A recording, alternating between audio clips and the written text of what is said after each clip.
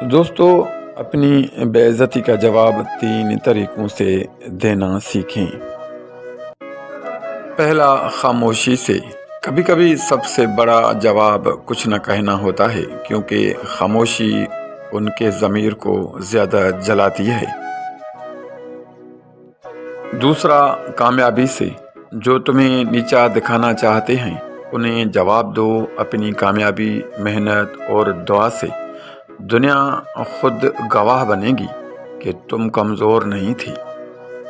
تیسرا، وقار سے۔ کبھی اپنی عزت چھوٹی باتوں میں مت گنوانا۔ جو تمہیں گرا کر خوش ہوتے ہیں ان پر مسکرا دینا، یہی تمہارا اصل بدلہ ہے۔